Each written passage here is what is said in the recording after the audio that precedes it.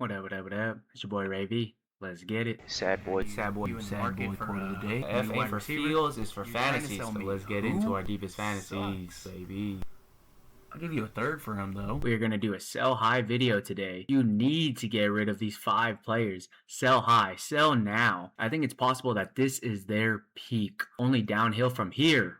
Probably. Let's gauge that value. Our first guy's going to be Michael Wilson. No, not the reincarnation of Jerry Rice. It's not just me saying it. Everybody's saying it. Bleacher Report saying it. ESPN is saying it. Shout out Becky Lynch. But nah, hell no, I'm not saying it. But people believe it for real. Wilson's value is being driven by a small sample size of elite production. Wilson's breakout stretch coincided almost perfectly with the injury to Marvin Harrison Jr. Wilson's production exploded when MHJ was absent, with dramatically higher targets and yardage than when both were active. The question you have to ask is, are you buying Michael Wilson the player or Michael Wilson's circumstances? The answer is circumstances. So now is the time to cash out. Target competition is still scary. Even if Wilson is legitimately good, Arizona's passing game has to feed Trey McBride, the target monster, Marvin Harrison Jr., still an elite talent despite a disappointing start to his career, Jeremiah Love, number 3 overall pick, will definitely take some of the target pie as well. Kendrick Bourne, he will take a lot of the third down clutch over the middle plays and snatch some touchdowns away, actually. That also eats into the target pie as well. McBride has already shown that he will command massive target volume in this offense. Wilson doesn't need to disappear to lose dynasty value. He just needs to go from wide receiver 2 with upside back to solid NFL starter, and that's enough for his trade market to crater. Dynasty managers pay for ceilings, not medians. Right now, people are imagining Wilson became Arizona's wide receiver 1. Harrison is a bust. Wilson is entering a long-term breakout. Those outcomes are possible, but the median outcome is probably much less exciting. His breakout relied on unusual conditions, injuries ahead of him, massive passing volume, and favorable game scripts,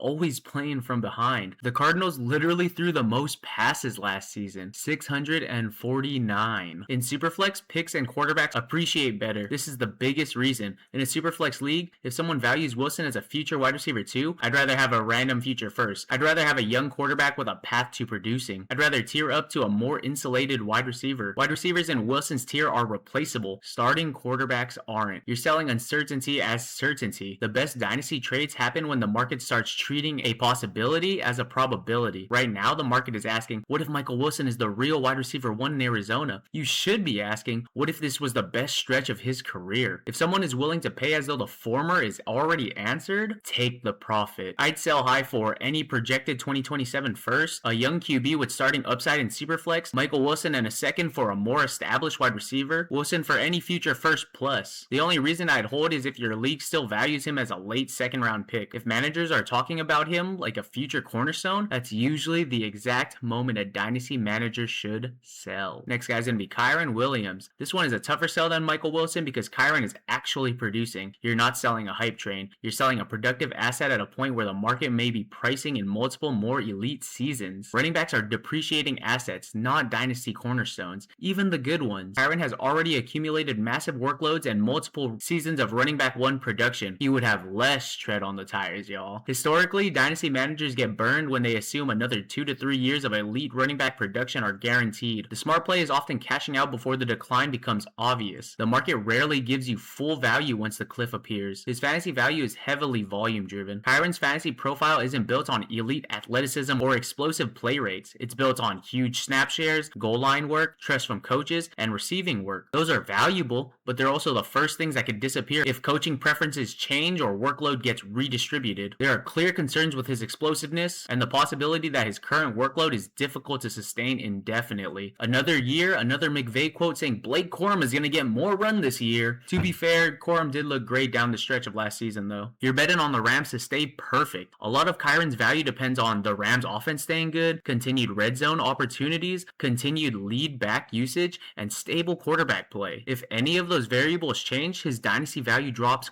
quickly. People are worried about Matthew Stafford leaving and how it hurts Puka, but Kyren will suffer much worse. The extension may have created the perfect sell window. Ironically, the contract extension is one reason to consider selling. The extension reassures buyers and makes managers feel safe acquiring him. That's exactly when you can extract maximum value. The market is treating him like a locked-in running back one for years. That's a dangerous assumption at the running back position. A galaxy brain play around the industry is to sell running backs after their first contract extension. It works more often than not, to be fair, but to each situation their own. In Superflex, elite QB insulation is king. If someone is valuing Kyren as a top 8 dynasty running back, I'd rather have young quarterbacks, future first, elite young wide receivers. Those assets tend to hold value much longer than veteran running backs. A 27-year-old quarterback can gain value. A 27-year-old running back almost never does. I'd sell Kyren for a mid-2027 first and a 2027 second. Kyren for a younger running back with insulated value plus a first. Kyren for a positional swap for a younger wide receiver in that same value tier. If you're a legitimate title contender, Kyren is one of the few sell-high candidates where holding is completely reasonable. He's still projected as a high-end fantasy starter and remains the lead back in a strong offense. But if your goal is to maximize dynasty asset value rather than maximizing 2026 points, the thesis is simple. Running backs usually don't give you a warning before their value falls. Kyren's value is close to its ceiling right now, if not already peaked. That's why a rebuilder should be actively shopping him, and even a contender should listen if someone wants to pay full running back one dynasty prices. Next is going to be Jake Ferguson. But he had 82 catches, but he had 8 touchdowns last year. The tight end 8 overall last season, but he literally had 600 yards. That's a big yikes. Ferguson is exactly the kind of dynasty asset that can quietly lose 30 to 40% of his value without actually becoming a bad player. The problem isn't that he's bad. The problem is that the market may be pricing him closer to an elite fantasy tight end than his actual long-term profile deserves. His best fantasy stretches came when Dallas was missing weapons. A major chunk of Ferguson's 2025 production occurred when Dallas was dealing with injuries to key pass catchers. When CeeDee Lamb was healthy, Ferguson's target volume was significantly less impressive. The dynasty question is, are you buying a top 8 tight end or are you buying injury-driven target volume? That's a huge difference. He's the third option at best. Dallas has CeeDee Lamb, George Pickens, Ferguson, and maybe Flournoy even jumps him this year. That's enough for useful fantasy production, but it's difficult to become an elite difference maker from that role. His touchdown spike may not repeat. Probably will not repeat. Ferguson posted 8 touchdowns in 2025. Before that, he had a much less impressive touchdown profile. His recent touchdown production is inflating his market value beyond what is sustainable long term. Touchdowns are one of the least stable fantasy stats year to year. People pay for last year's touchdowns. They rarely get all of them back the following season. He's in the worst tier to hold. The elite tier has Brock Bowers and Trey McBride. The young upside tier has Colson Loveland and Tyler Warren. Then there's the middle class. Ferguson lives in the middle class. He's valuable enough to command assets. He's not valuable enough to be untouchable. That's often the perfect sell window. Tight end markets change fast. Every year, dynasty managers convince themselves that there are only a handful of usable tight ends. Then 2 or 3 new guys emerge. Suddenly, the tight end 8 from last year is tight end 15 in dynasty value. His current valuation is tied to volume and touchdowns rather than truly elite traits. I'd sell Ferguson high for any future first. Ferguson for a young ascending tight end plus a second.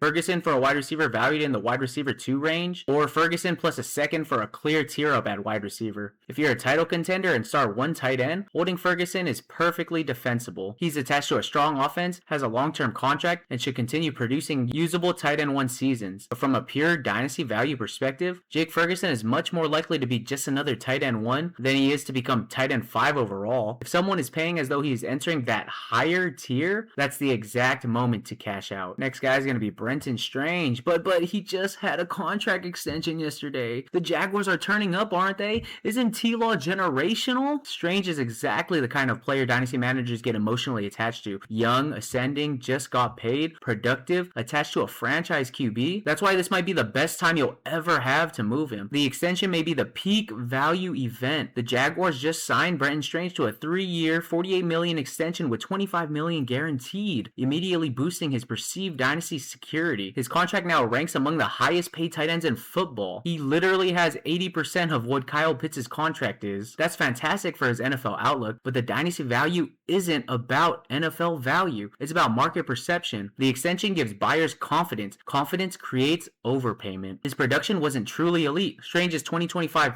breakout was good. 46 catches, 540 yards, 3 touchdowns, and 12 games played. But that's not the profile of a future Colson Loveland or Tyler Warren. It's the profile of a solid starting NFL tight end. The danger is when managers start paying elite prices for solid production. Jacksonville has a crowded receiver room. The dream scenario is Trevor Lawrence locks onto Strange and he becomes a top 5 dynasty tight end. The reality is he has to compete with Brian Thomas Jr., Travis Hunter, Jacoby Myers, Parker Washington, whatever running back is going to be the pass catcher, probably LaQuint Allen. Strange's weekly ceiling may remain limited because of Jacksonville's deep receiving group despite his role as tight end 1. That's a problem when you're trying to crack into the elite tier. Tight end is the easiest position to get fooled by. Every year we convince ourselves this year's tight end 8 is the future tight end 3. This year's tight end 10 is about to explode. Third year breakout. Then a few new tight ends emerge and everyone reshuffles their rankings. The gap between tight end 7 and tight end 15 is often much smaller than dynasty managers think. Smart analysts are already calling him a sell. Strange's market value has climbed into the tight end 1 range despite questions about long-term target volume and offensive role. When respected dynasty analysts and the broader community start talking about a player as an ascending asset, that's often when you should explore the market. You're selling a story. The story is powerful.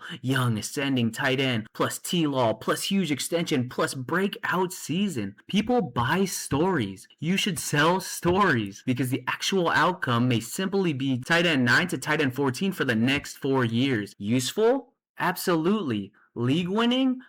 Probably not. I'd sell Brenton Strange high for any future first, Strange plus a second for a clear wide receiver tier up, Strange for a younger wide receiver with top 24 upside, or Strange for an older elite producer if you're contending. The reason this is a harder sell than Ferguson is that Strange is only 25, just got long-term security, and appears to be locked in as Jacksonville's tight end 1 through at least 2029. The Jaguars clearly view him as a foundational piece, so if your league still values him as tight end 15, I'd probably hold. But if managers are now treating him like a future elite dynasty tight end because of the extension and the breakout narrative, that's exactly when a value-focused dynasty manager starts sending trade offers. The goal isn't predicting failure. The goal is getting paid as if success is already guaranteed. And our last guy is going to be Lamar Jackson. Lamar is a legitimate league-winning asset. He's just often hurt and has one of the worst immune systems of any quarterback I've ever seen. Let's be so for real. Seriously, go back and look at how many times he's been on an injury report with the illness tag. I'm not going to, but I remember seeing it so many times these last few years. But the sell high argument isn't that he's overrated. It's that he may be one of the few players in Dynasty whose market can exceed even elite production. You aren't selling a quarterback. In Superflex, Lamar is still valued as a top 5 Dynasty quarterback and a first round startup pick. Some current markets still have him among the elite franchise anchor tier of Dynasty quarterbacks. That means managers aren't paying for QB production. They're paying for MVP upside, 30-point weekly ceilings, rushing cheat code scoring, Konami code quarterback, and a proven league winner. When someone pays for all those outcomes simultaneously, you should at least explore the market. The entire value proposition depends on rushing. This is the uncomfortable part. Lamar's fantasy advantage has always come from rushing production. Even dynasty managers who love Lamar acknowledge that his fantasy edge is tied to his legs and that aging mobile quarterbacks are difficult to project. In 2025, injuries contributed to a major drop in rushing volume and efficiency compared to his historical averages. The question becomes, what happens when Lamar is still an excellent real-life QB, but no longer a 900-yard rusher? That's where dynasty value can change quickly. He's entering the age range where the market starts caring. Lamar is now 29. For real football, that's nothing. For dynasty, managers start obsessing over age Leonardo DiCaprio's. You don't have to agree with that logic. You just have to recognize that dynasty markets often do. The difference between a 24-year-old elite QB and a 30-year-old elite QB can be multiple first-round picks and perceived value even if their production is similar. If you're rebuilding, this is exactly the type of asset you want to move. If your team isn't competing in 2026, why would you hold the asset that is near peak value, near peak production, near peak perception? By the time your rebuild is finished, Lamar could still be elite, or the market could have shifted dramatically towards younger quarterbacks. A lot of dynasty discussions center around needing an enormous return to move him because of his status as a superflex cornerstone. That's precisely why rebuilding teams should at least listen. You're betting against the market, not against Lamar. This is the key distinction. I'm not betting Lamar fails. In fact, I think he could rebound all the way back to quarterback 1 overall if healthy. But what if Lamar is still amazing, but his dynasty value never gets higher than it is right now. That's a very realistic outcome. I'd sell Lamar high for 2 premium firsts and a young starter. Lamar for a younger QB, same tier, straight up if you prefer the age insulation. Lamar for an elite wide receiver plus a premium first. Or Lamar for a haul that equals roughly 3 plus firsts of value. The Dynasty community is actually split on whether he's a sell high or a buy low because some managers think the market has already discounted him due to age and injuries. So the actual takeaway is, don't shop Lamar, but if someone wants to pay best asset in Dynasty prices, absolutely listen. Selling a top 5 Dynasty quarterback for 4 years of value insulation and a mountain of picks is how dynasties get built. Hopefully you guys like the players I brought up and the trading sell high analysis that came with it. Always remember, just be open to exploring that trade combo. I'm not saying get this bum off your team for pennies on the dollar. These guys can help you for this year, yeah, probably, surely. But I just want y'all to remember that the F ain't for fields, it's for fantasies. So let's get into our deepest fantasies, baby. And that's to build that dynasty. Isn't that what it's called? A dynasty league? So we build our dynasties. These are integral steps to doing so. But you can't do that without your daily dose of send that trade. Send it. Send it. That's it for today, though. Don't forget to like, comment, subscribe, and remember, rebuilds fade, dynasties reign. Call me a lover boy, simp, Libra. It's more than love sick. I got a fever. Feelings overloading. Not to be a diva. Standing 10 toes down. I'm not gonna leave you.